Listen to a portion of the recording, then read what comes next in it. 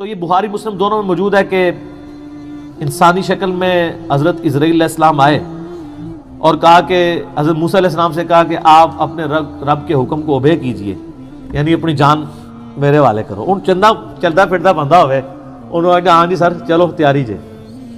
اور پھر موسیٰ علیہ السلام، تو حضرت موسیٰ علیہ السلام نے ایک تھپڑ مارا اس کو، اس کے سے اس کی آنکھ نکل گئی. اب ظاہر ہے کہ حضرت موسیٰ کے ساتھ تو مس بیہیو نہیں کر سکتا تھا نا، اللہ کا بھیجا ہوا پیغمبر تھا وہ. اور آپ کو پتہ ہے یہ چاروں فرشتوں کے پیغمبر ہیں، جبرائیل، میکائیل، اسرافیل اور اسرائیل یعنی ملک الموت علیہم السلام اجمعین. یہ انبیاء کے یعنی فرشتوں کے انبیاء ہیں، اسی وجہ سے یہ انسانوں کے انبیاء کے استاد بھی ہیں، ورنہ نبی کا استاد غیر نبی نہیں ہو سکتا. یہ میں آپ کو لاجیکلی بتا رہا ہوں. تو حضرت جبرائیل علیہ السلام انبیاء میں سے ہیں، فرشتوں کے انبیاء میں سے.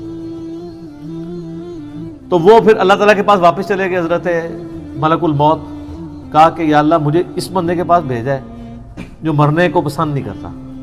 مرنے کو تو کوئی بھی نہیں پسند کرتا.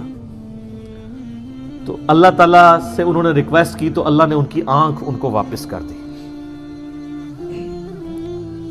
یار حضرت اسرائیل علیہ السلام کی آنکھ نکل جائے تو وہ کس سے ملتی ہے؟ اللہ سے.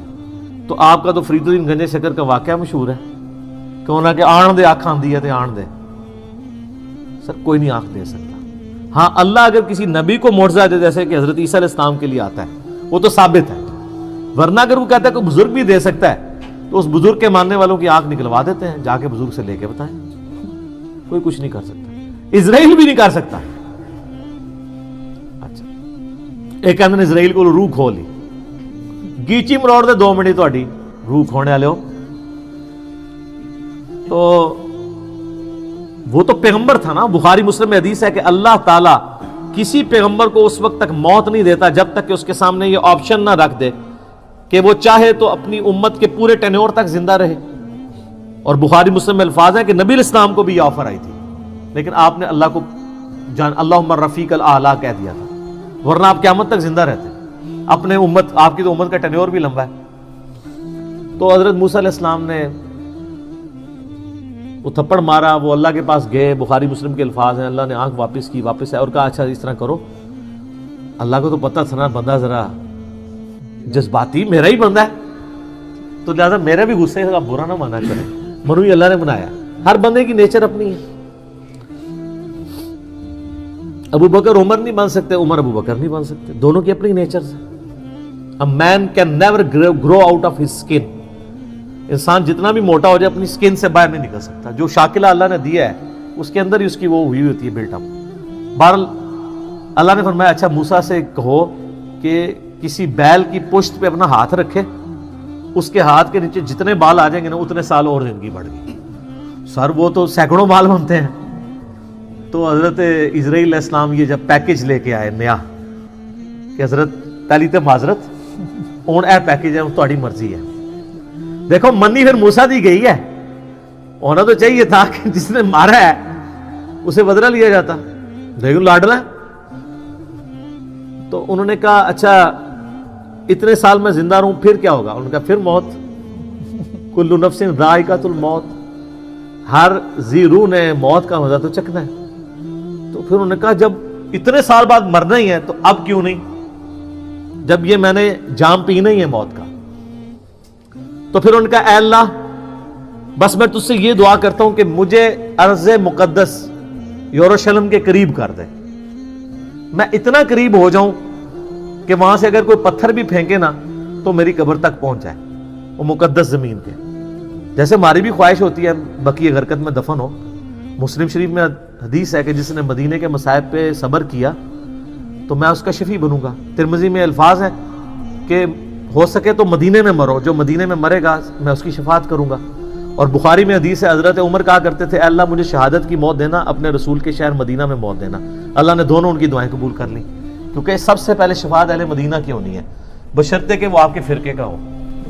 ہاں سر فضائل اعمال والے شیخ زکریا صاحب بھی مدینہ شریف بقیع غرقد میں دفن ہے، اور فضان سنت والے الیاس قادری صاحب کے پیر صاحب ضیاء الدین مدنی بھی وہاں پہ دفن ہے، اور ہماری ماں سیدہ عائشہ بھی وہاں دفن ہے، امام حسن علیہ السلام بھی وہاں پہ دفن ہے، امام باقر بھی وہاں پہ دفن ہے، امام مالک بھی وہاں پہ دفن ہے، حضرت عثمان غنی بھی وہاں پہ دفن ہے، اور عبداللہ ابن ابی بھی وہاں پہ دفن ہے۔ قبروں سے کوئی فرق نہیں پڑتا، اتنے نیک لوگوں کے ساتھ اس منافق کی قبر بھی ہے۔ پہلے انسان کے قبرستان ہوتے سن نا۔ تو اچھا انہوں نے دیکھ لیں اس سے اسرائیل سے نہیں کہا کہ منو جا لین دیں، اللہ سے ہی مانگا ہے، تو اللہ نے ان کو قریب کر دیا۔ اور نبی علیہ السلام فرماتے ہیں جب وہ قریب ہوئے تو وہاں پہ ان کو موت دے دی، اور اگر میں چاہوں تو تمہیں سرخ ٹیلے کے پاس موسیٰ علیہ السلام کی قبر بھی دکھا سکتا ہوں۔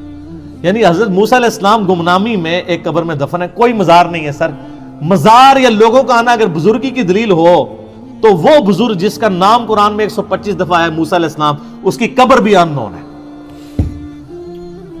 ظاہر ہے جب وہ اکیلے وہاں پہ، بخاری مسلم میں، صحیح مسلم میں 2 حدیثیں ہیں، آپ علیہ السلام فرمایا میں نے شب معراج سرخ ٹیلے کے پاس موسیٰ علیہ السلام کو قبر میں نماز پڑھتے ہوئے دیکھا ہے، اگر میں وہاں سے گزروں تو میں قبر بھی دکھا سکتا ہوں۔ اور اللہ کہہ رہے ہیں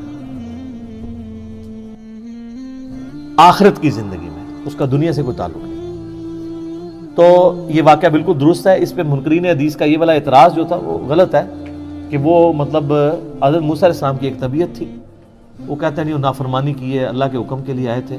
اب پتہ نہیں اس وقت کیا گیون سرکمسٹانسز تھے، ہو سکتا ہے وہ ایکسپیکٹ کر رہے ہوں کہ اس نے مجھے آ کے آفر کیوں نہیں دی ہے، جیسے نبی علیہ السلام کی بخاری مسلم میں حدیث ہے کہ کوئی نبی بھی آفر کے بغیر نہیں مرتا۔ تو دیکھو نا بھائی پھر پیکیج لے کے آیا ہے نا، وہ پہلے لے کے آتا ہے نا، ٹھیک ہے۔ باقی ہر چیز اللہ کی مرضی سے ہی ہو رہی ہوتی ہے۔ ایک واقعہ بننا تھا بن گیا، اللہ تعالیٰ نے تھوڑا فرشتوں کو بھی جلال دکھا دیا موسیٰ علیہ السلام کا۔ تو باقی وہ جب پیکیج لے کے آیا تو پھر دیکھیں انہوں نے اس کے ڈیل صحیح طریقے سے کیا۔ تو موسیٰ علیہ السلام اللہ کے بندے ہیں، پیغمبر ہیں، اور اللہ کے بڑے لاڈلے ہیں۔